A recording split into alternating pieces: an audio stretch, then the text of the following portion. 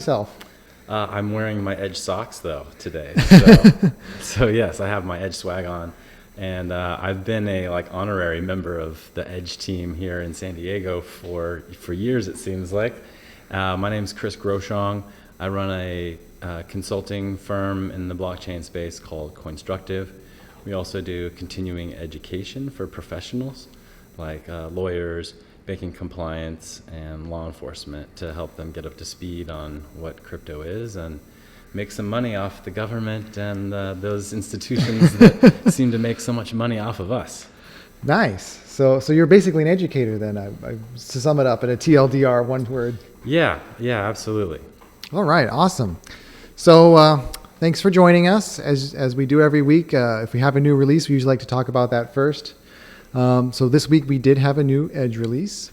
And within that, we had a few things that got fixed, just, visual bug fixes, glitches, kind of normal stuff they always do. We actually have an interesting new feature though, typically within our swap. I don't know if you've ever used that, where you trade like Bitcoin for Ether or back and forth, the integrated exchange functionality, not the dollars in and out, but the coin to coin. Yes. Yeah. Because there's so many different providers, we actually have this feature where we search for the best price. But sometimes people value things other than the best price. For instance, decentralization.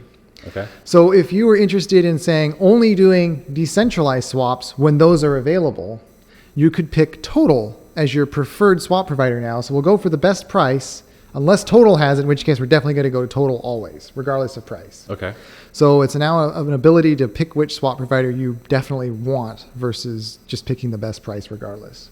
Okay, I do remember that because I think when I used the Edge function to do compound with rep for Augur, and I had to go through Total first, right? So swap. And then, I remember thinking, wait, there's other providers. How come this is the one that's shown to me? Well, they would have had the best price then if you got Total. Yeah. But now you're saying you have even more control over the process. Yeah. You can disable providers you don't like. You can set one provider as your preferred. They're always going to happen if they have the pair available. That's great.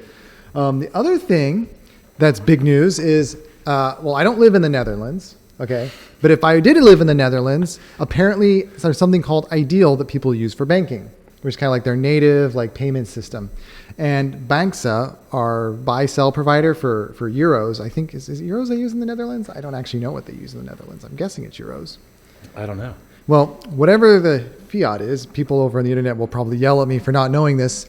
You can now buy and sell that through Banksa using Ideal, so native payments for the Netherlands. So thanks to our partners for always keeping up to date on stuff like that. We don't live overseas. Obviously, I'm kind of clueless, so it's nice that... it is in the European Union, so I would imagine But you go farther north and Sweden's not. So. And Britain's definitely not, but that's a whole other can of worms. So it's nice that we have partners who can actually know what's happening in the native countries and actually do those things so that we can keep our focus on the technology versus, governments.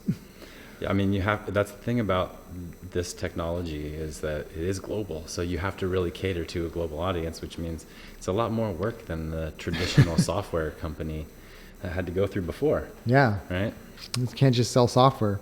You just take Visa and call it good. Right. The other big thing is gray mass for EOS. So on EOS, if you want to do a transaction, they don't have mining fees. I don't know if have you used EOS much? I have not used EOS, and sometimes you have to pick and choose how many rabbit holes you can go down. So the EOS network, you don't have to pay a mining fee like you do with Bitcoin. Instead, you have to stake EOS. Right. You have to put it up for stake, and that gives you so much CPU, so much bandwidth per day that you can consume on the EOS network. So if I have one EOS stake, that'll allow me to do some number of transactions per day. Mm-hmm. Well, unfortunately, that is very expensive. You need $50 worth of EOS to get an account that can do basic send and receives on any kind of reasonable level. I think something pretty high like that. So now we have a partner called Graymass, and they have a service called Fuel, where they themselves have staked an enormous amount. So they have a lot of CPU, a lot of bandwidth, all kind of put in their pool. And so instead of having you stake the EOS yourself. We'll use their stake. They'll send the transaction on your behalf. So that means we can now activate an EOS wallet with much fewer resources. And so everybody who had EOS stuck in a wallet that just didn't have enough stake to make a transaction, it should now go through. Like EOS should now work much more smoothly and much more cheaply because we're partnering with these other guys who are providing that stake for us. So is that just a simple solution workaround, or what is the drawback potentially on that type of a Well, setup? now we're reliant on a third party, right, to be involved in these transactions. Gray mass, well, I don't know if you're familiar with how EOS works in general, but you have Yes. companies that stake, because it's not driven by mining. So you have stakers who produce blocks. The gray mass is a block producer. Okay. So it's in their best interests as someone who's in doing that to make the network operate more smoothly. So they saw this problem happening and they decided to come up with a solution that people could just integrate and use. Okay. So they're benefiting from it in the sense that EOS is humming along more smoothly and it's more usable network. You need velocity. Right? Exactly. And then we're benefiting from it by this also for the same reason that it's now a smoother network. Okay. Yeah. I love it. That's what we did in this release. Yeah. That sounds like a lot of work. A lot went in. I mean, these are two completely different integrations, right? So stacks to kind of work from. So what are some of the biggest difficulties you guys have when you're working on individual blockchains that aren't the basics? Like when you started with before Edge was Edge. Before it was Airbits, it was just Right? Bitcoin, right? Right. Yeah. That was the protocol you worked on. So now you have many different protocols. We have a lot of protocols. So we actually have an architecture now where we have each different blockchain provides a plugin to our core that manages the wallets. And that plugin has to do various things like deriving keys, right? Given the seed material, come up with the keys. It has to know how to generate addresses, check for balances, and then do sends. Those are kind of the main areas of functionality. Right. And so within each of those plugins, now we have to implement those 4 or 5 features for every single chain we support. And since a lot of that code can be commonized, some of the plugins will share modules here's the cache module. That everybody coin that has a single address, like an EOS address or an Ether address, can just use this cache that knows how to deal with a single address. Bitcoins and all those related coins use a whole other code base that's also kind of commonized because you have the same UTXO kind of structure. Okay. I don't know if that makes sense. Yeah. You're commonizing some of the stacks so you can make it more replicable. Exactly. But for the most part, each EOS has got a lot of hundreds, maybe you can go on our repo and actually see it. And probably there's about 600 lines of EOS specific code in our code base. Then the same thing for Ether and the same thing for all these other coins. Yeah. So it's not just plug and play. You have to do all your own. We have to do a lot of engineering from scratch, right? Yeah. So. But for the fiat partners, it's actually a little easier though, because if you're doing buy sell, typically you're dealing with banks and you need screens where you enter credit card information or banking information. So our partners actually provide those screens to us as web pages, and we simply take those pages, insert them into our app, and then run them in a browser. So when you actually go to somebody like a bank, so you're actually kind of leaving Edge and entering a web browser. And then from that point on, the partner can actually take care of a lot of that stuff. So we don't have to do as much work there. Mostly our work for them is business development, finding good partners, convincing them that they want to work with us, and, working out the details of the revenue splitting and all that sort of thing. Yeah, absolutely. It's good though to get more partners. You definitely need more on-ramps, and Edge has done a really great job over the last couple of years, from the functionality standpoint and we'd like usability. We'd like to think that in terms of having cryptocurrency, trading it back and forth, and just having that whole integrated experience that you would have like a Coinbase, in terms of doing it decentralized, we'd like to think that we've got a pretty good alternative, but it's always more to do. So talking about governments and fiat currencies, you mentioned something about California having a blockchain initiative. What's this?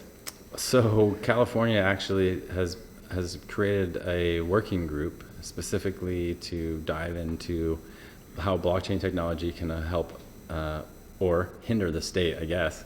Or at least to look into potential projects that they might want to look at doing. And so you have about 22 people who were picked for this task force. I didn't actually get selected. I don't even know what the selection process was. It was apply, and then they told you or they didn't tell you. You either heard about, and I heard about it after they announced all the people. So, but that didn't stop me from staying involved. And so, because I felt like there was a huge opportunity to make sure that California doesn't screw this up. Well, like New York did, right? Because now you have all these states that support some level of exchange activity, but it's like, oh, but we don't operate in New York. Like huge numbers of exchange are like, yeah, keep our hands off that. Right. And I think there's something about being a first mover advantage when you're a company versus a first mover advantage as a jurisdiction or a regulatory agency. So you can really muck things up like the BitLicense did in New York. So there's actually quite a few different things that are on the books, right? So the task force is just kind of looking at like different things that they can possibly do, right? So cannabis has been a new thing in the state. It's legal here. Right? So from a recreational, just like Colorado. So you have this revenue stream for the state, which is difficult to handle because of the federal regulations around it. But you need to collect your taxes. So there are potential opportunities to do pilot programs for the state where you already have huge inefficiencies, right? There's been some talk about a California coin, which I'm not exactly excited about. I saw that in one of the notes or one of the meeting minutes here, talking about a California stable coin. Yeah. I think it's good to have the conversations and bring up the ideas, right? But you already have U.S. dollar-based stable coins, so, and they're not really dollars, right? So why don't you just use those? I think that would be something that then you're already leveraging something that exists rather than creating something of your own and then having to manage. Well, I think maybe their motivation would be to say that we kind of want to know that all this stuff that's happening on this coin is California tax revenue, it's California income, it's California expenses, so that it's more accountable. On our blockchain, all the transactions are us. True. Maybe that's what they're going for. I mean, I think that they still haven't decided about what that even means or how far down that rabbit hole they're going to go. Obviously, I'm against a centralized coin like that. For sure. But look, there's a new law was passed last year about creating public bank for the state, and that would actually just allow people to operate at the state level and utilize a bank that's not owned by a specific company, but it's really run by the state. So maybe there's an opportunity there for that around bank. remittances and all these things for where low-income people who have trouble with traditional banking systems to then get them onboarded. And so this is kind of a concept that they're talking about as well. But the blockchain working group specifically is supposed to come up with a document that's basically got everything that you could possibly imagine in it about use cases around everything from supply chains to taxes to land title and registries of marriage and death certificates, which is a law that's been introduced as well by Senator Hertzberg. And then we have actually a whole bunch of, but should be done by July. So they're supposed to wrap up by July 1st. And so part of what the working group is going to be then is a reference, right? So after that, it's just a document that allows all the... So the lawmakers can see this document, they can talk to the members of the group that drafted it and figure out, like, what do we do now? What do we actually concretely do? Right. So the odd thing, though, here in California is that they're going ahead and pushing out bills already before getting all of this Before stuff, even figuring out what the coherent strategy is. So, and I mean, some of them have been around for a while. So back in 2017, the Uniform Law Commission, the ULC, came out with a template law called the Virtual Currency Businesses Act. I was a proponent of that. I wrote a letter in favor of it, and they added some stuff later, like an amendment that kind of hindered the property rights, essentially, and how custodianship is treated. And so they kind of, I think they kind of messed things up there. But the good thing about it is it's already been introduced to all 50 states, which means they have the same language at least. So people are looking at definitions. They've been looking at this stuff for a couple years. So the last February is a very, very busy month in California for legislation because there's a deadline at the end of the month essentially to get stuff in so that it can get passed by the and state signed assembly. by, to get into, to be voted on by the end of the term, which is July. Oh, right, because we're 1st. having an election, right? Right? So, and there'll be turnover. So you need to get this stuff in now because maybe people are not going to be around after July 1st. And so there's all these things about you got to get everything done kind of by February. And so on the 10th, actually, there was an act introduced, AB 2150, which is an amendment to Section 2003 of the Financial Code, and it talks about money transmission. So our favorite thing, right? Just kidding. No, it's not. But it is a pertinent thing, and this is what all the banks have to submit to. And so we're basically talking about how they've basically worked in a line here that says under money, which they define as like a medium of exchange that is created by the U.S. or a government, essentially, okay? And then money transmission means any of the following. So selling or issuing payment instruments, Okay. selling or issuing stored value, Okay. receiving money for transmission, Okay. and then they added a fourth line, issuing, transferring, or storing a virtual currency on behalf of a customer. Oh. So they threw this into money transmission. They don't define it as money, but they're throwing it in now under money transmission. So not only did they talk about the issuance of, the transferring of, which those are money transmission type things, so they're still trying to fit it into the box. But when you talk about storing, now you're talking about custodianship, which is a completely different Yeah, that's area. banking, right? Because I mean, Coinbase, we agree that they're a centralized entity. They hold money on behalf of customers, for instance. But are they? Well, I guess when you send the money out, you're doing money transmission, and when you're receiving money in, you're doing it. Holding it though, that's almost like banking. That's not quite the same.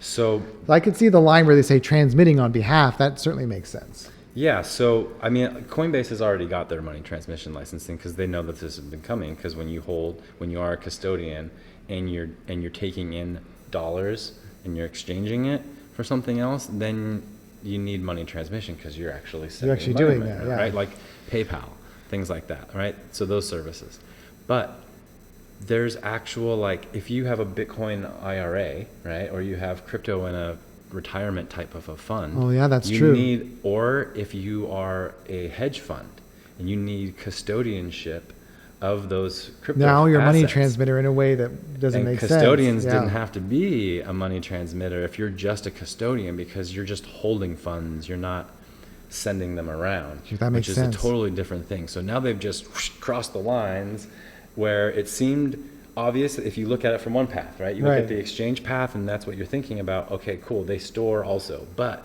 what about a true custodian? And how does that going to affect? So this just came out on the 10th, right? So I'm against AB 2150 right now, the way it's written. And I want to thank Drew Hinkes at Propel Forward on Twitter. He brought this up to my attention in a tweet that he saw.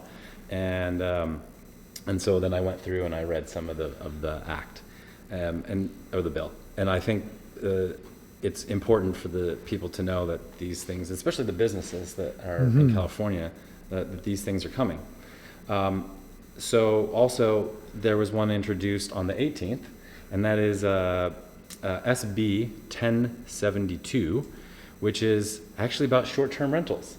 So like Airbnb? So those types of companies, which I'm like, well, this is weird, but it's basically around their fair tax collection, or what's it called? Fair and effective collection of due and payable transient occupancy tax. It's a tax thing, basically, right? So they want to make sure that they're getting their tax money, just like a hotel, right? There's a Oh yeah, tax because on if you those stay tax- at the hotel, you get hotel tax, and basically hotel tax for Airbnb. Right, and Okay. this is voting season right now in California. So apologies if you're not in California. This is very California based right now. I just filled out all my ballots and everything this morning and dropped them off.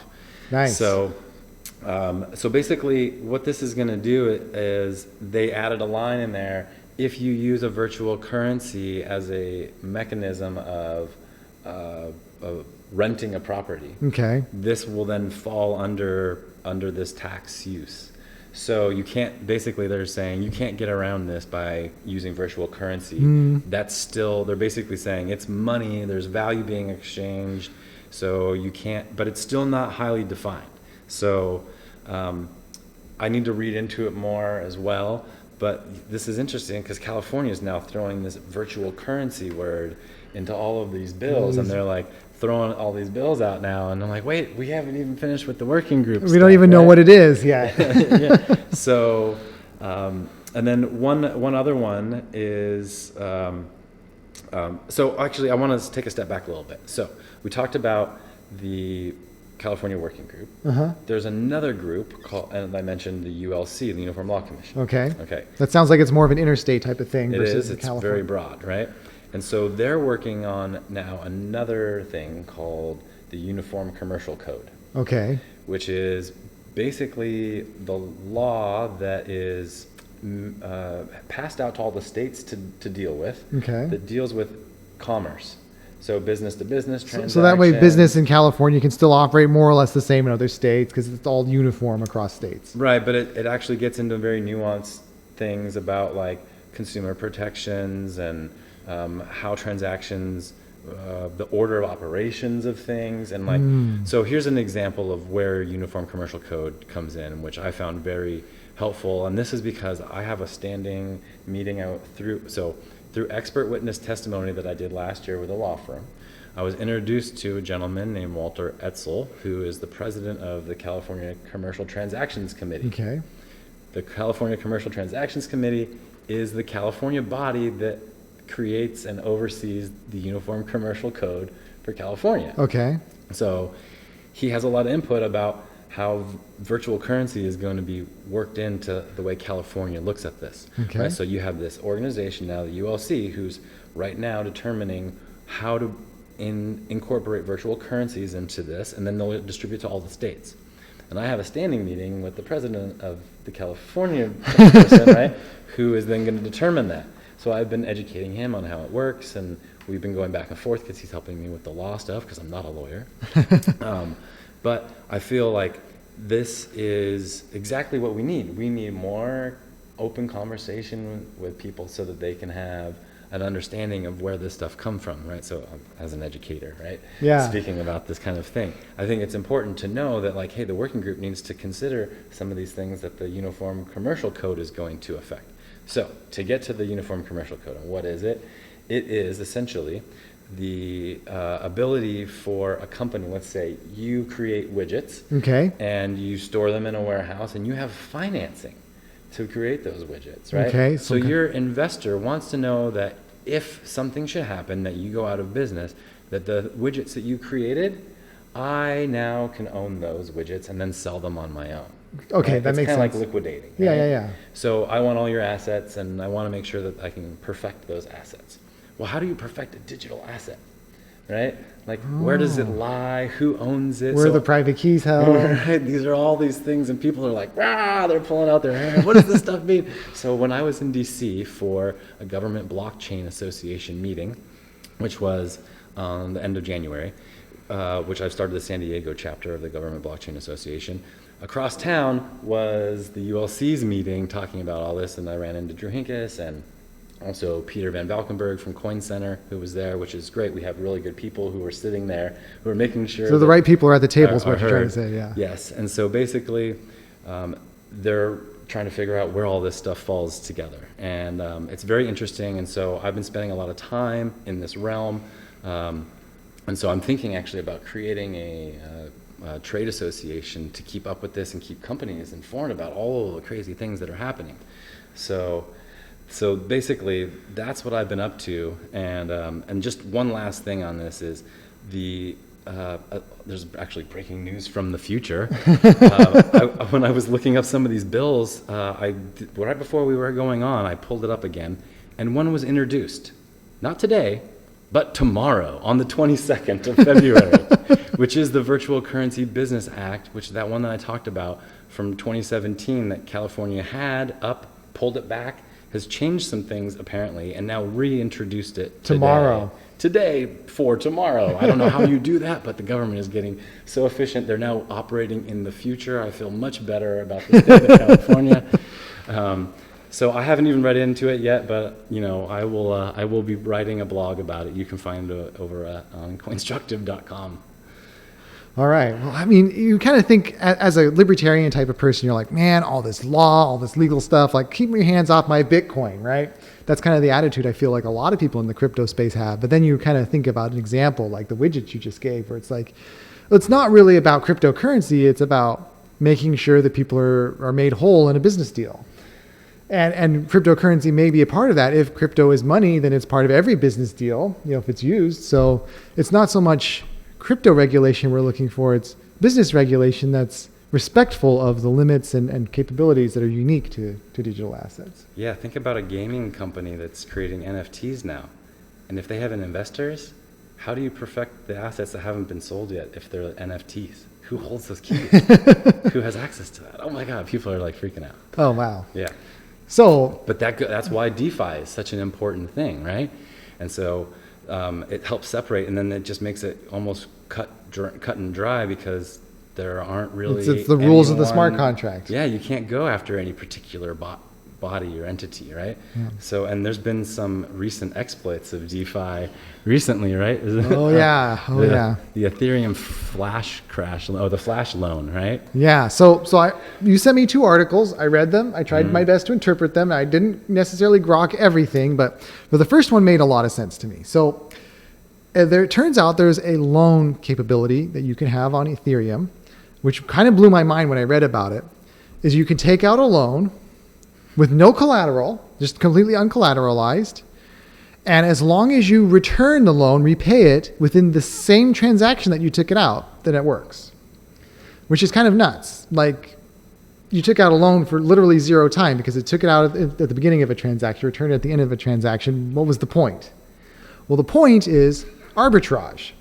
So to give you an example, I take out a loan for 1 Ether. I use that Ether to buy some stable coin on an exchange A. I sell that coin back on exchange B for a slightly higher price because maybe they have a price discrepancy. Yeah. And then I return the loan of 1 Ether because I just bought back the Ether with the stable coin, right? So now by taking that price discrepancy, I've turned that into profit for myself, and with a 0 risk loan on both halves, right? The person giving the loan has no risk because they're going to get it back. Otherwise it doesn't go out. Right. And the person receiving the loan has no risk because it's all within one transaction. You just make your profit. So it's like guaranteed arbitrage kind of thing, instant trades. So how did those 2 decentralized exchanges price differ? Well, how do decentralized exchanges price their assets?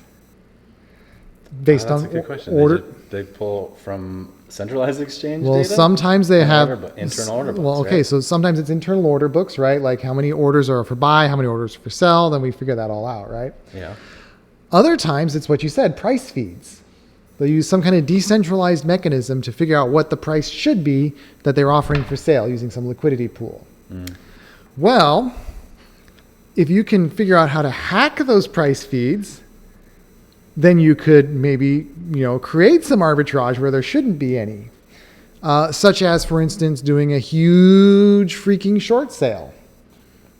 Swing the market on an exchange. Yeah, on a single trade. Mm-hmm. So what this guy did, in this particular case, hacker makes $360,000 Ether on a single transaction.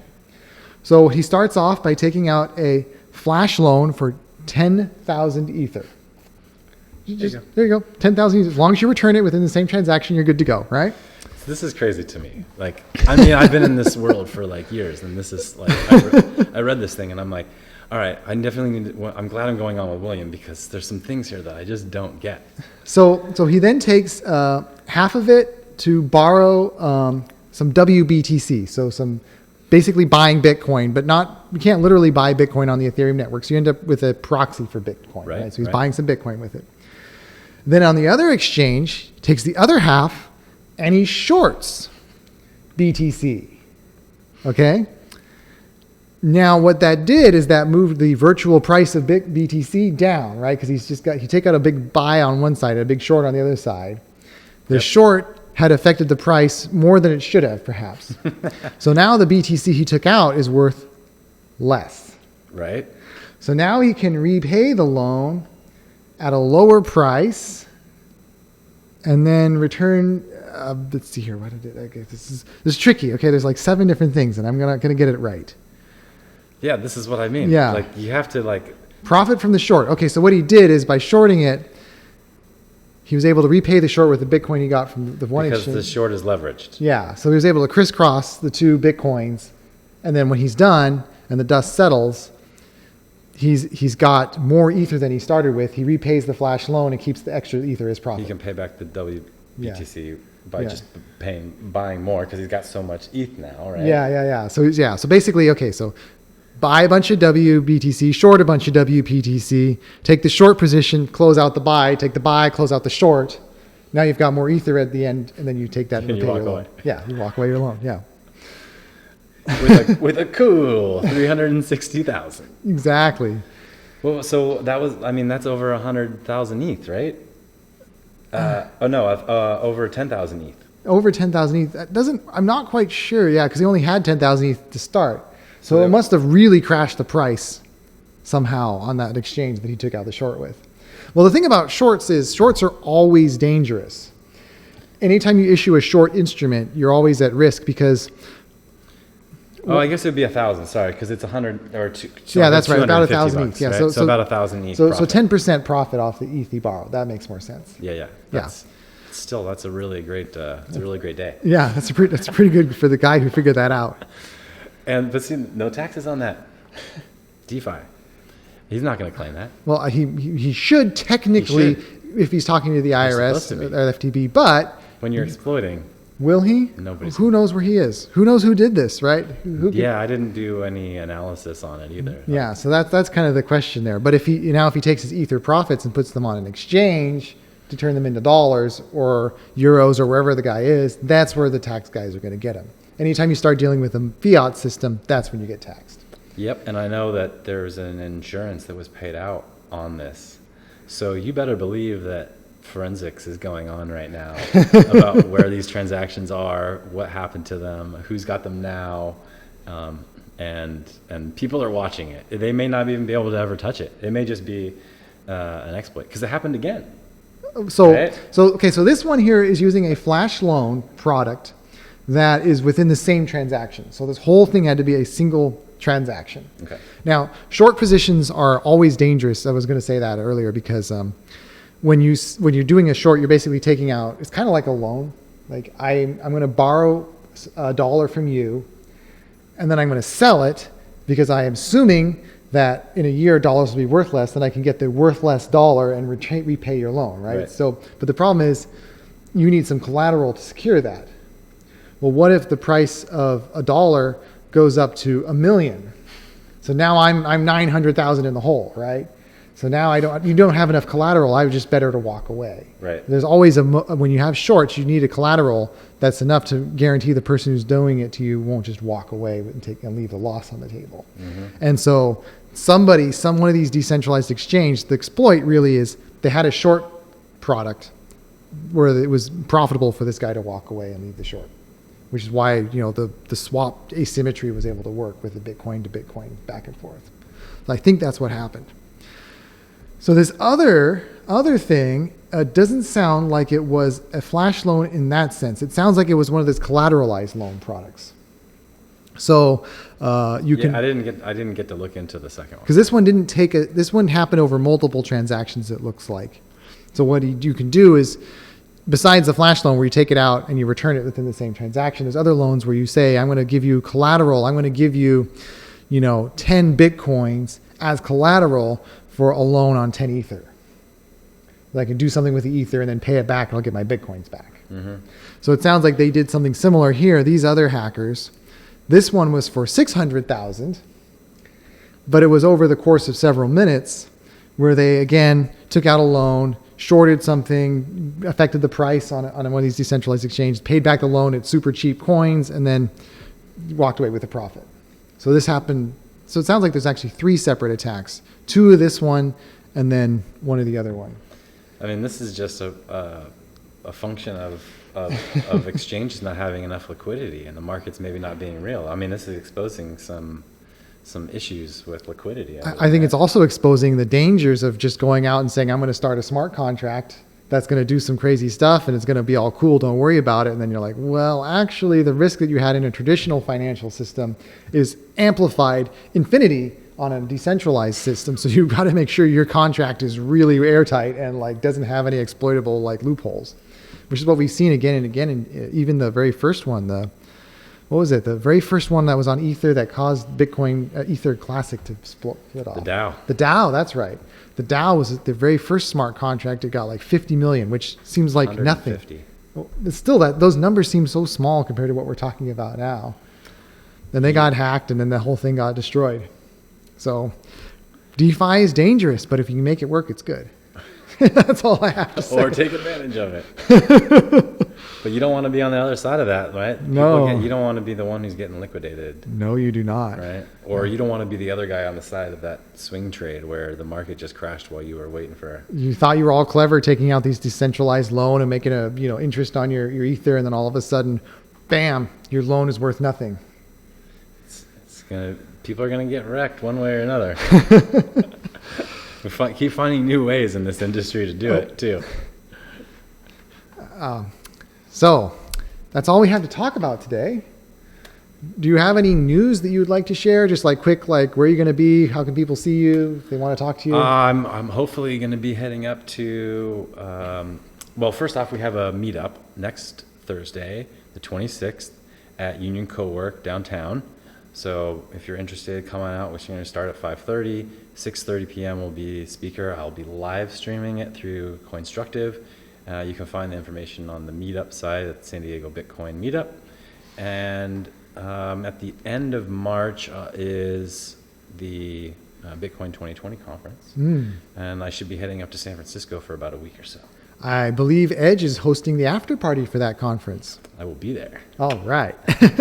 And another Edge employee, Jessica Payne, she does our finances. She's going to be at Tone Vay's conference, the Unconfiscatable, this weekend in Las Vegas.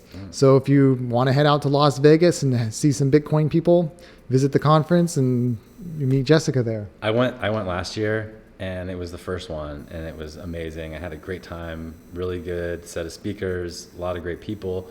I met a lot of really passionate Bitcoin focused folks and it was really good to have some really good fun conversations. So I highly recommend it. I'm sure the second one will be even better. So yeah, if you can, get out there. Plus Jessica's really cool too. So, yeah, I'm looking at the lineup of people they've got talking there, and it's very much a Bitcoin conference. It's not a cryptocurrency. It's not a blockchain. It's a Bitcoin conference. So, absolutely. Yeah. All right. Good stuff. Well, thanks for having me on, man. Thank you so much for coming out and doing this. This is a lot of fun. Yeah, it's always good to come downtown and see the Edge folks. So thanks for having me. All right. And until next time, not your keys, not your coins.